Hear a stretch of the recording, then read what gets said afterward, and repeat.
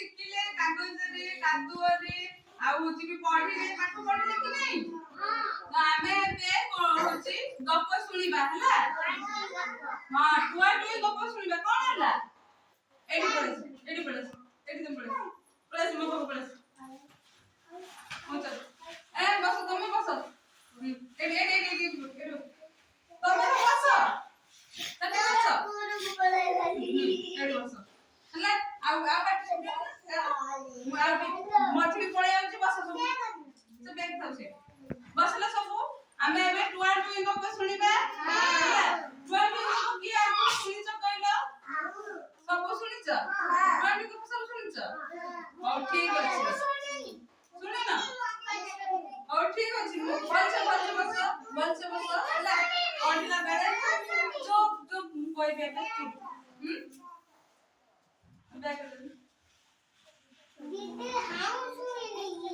ହଉ ହଉ ଆରେ ତମେ ବଦମାସ କାଇଁ କରୁଛ ତମକୁ ବା କହିଲି ଚୁପ ବସ ବୋଲି ତମେ ସବୁବେଳେ ବଦମାସ କରୁଛ ସବୁ କ୍ଲାସ ରେ ବସ ଚୁପ ଦି ଜଣ ଭାଇ ଭଉଣୀ ହେଲା କଣ ଭାଇ ଭଉଣୀ ଦି ଜଣ ହେଲା ସିଏ ଗୋଟେ ଦିନ କଣ କଲେ ନା ଚାଉଳ ଯୋଉ ପିଠା ଖାଇବେ ବୋଲି ତାଙ୍କର ଇଚ୍ଛା ହେଲା ତ ସେମାନେ ଚାଉଳ ପିଠା ଖାଇବେ ବୋଲି ଚାଉଳ କଣ ଦରକାର ଆମର ଚାଉଳ ଦରକାର ବିରି ଦରକାର କି ନାହିଁ ତା ସହିତ ଚାଉଳ ବି ଦରକାର କିନ୍ତୁ ତାଙ୍କ ପାଖରେ ଚାଉଳ ନଥିଲା ସେମାନେ ବଣକୁ ଯିବେ ଚାଉଳ ଆଣିବା ପାଇଁ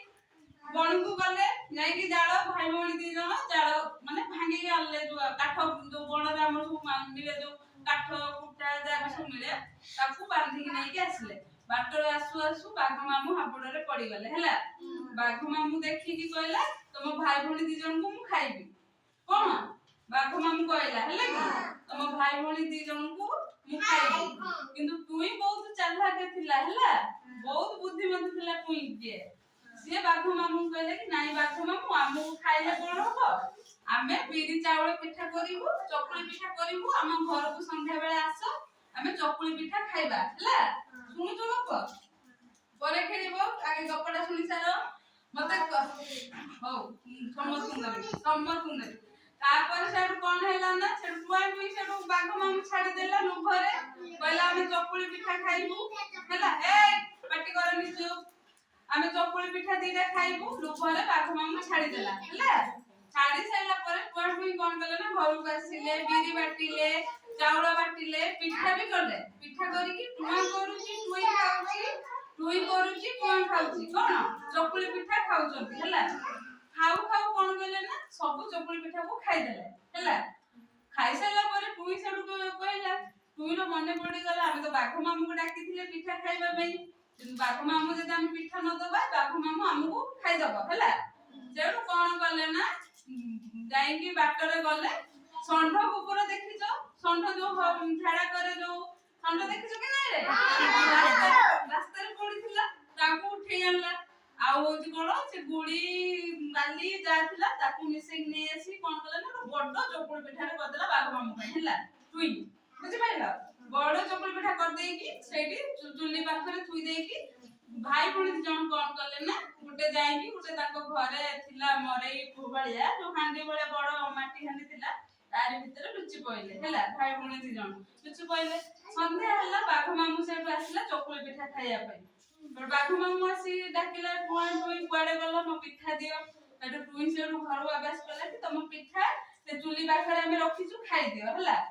ବାଘ ମାମୁଁ ସେଠୁ ଖାଇଲା ଗୁଡି ଯୋଉ ଥିଲା ବାଘ ମାମୁଁର କଣ କଲା ନା ଦାନ୍ତ ସବୁ ଝଡିଗଲା ଯେତେବେଳେ ବାଘ ମାମୁଁ ସେଠୁ ରାଗିକି ସେଠୁ ମାନେ ଟୁଆ ଟୁଇକି ଖୋଜିଲା କୁଆଡେ ଗଲ କହୁଛି ମୋ ଦାନ୍ତ ସବୁ ଭାଙ୍ଗି ଗଲା ଇଏ ଗଲା ସବୁ କୁଆଡେ ଗଲ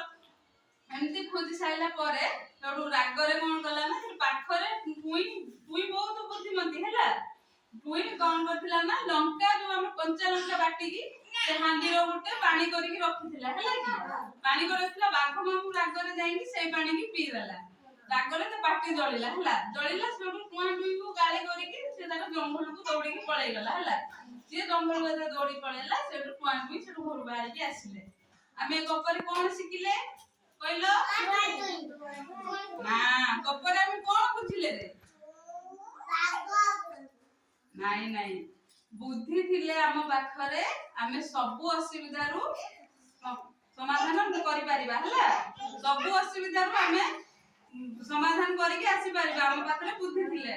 आ बुद्धि आने भले कोन करिया को पड़िबो पाठ पढ़िया पई पड़िबो हला एबे कुआ समस्त पाठ पढ़िबो मन लगे पाठ पढ़िबो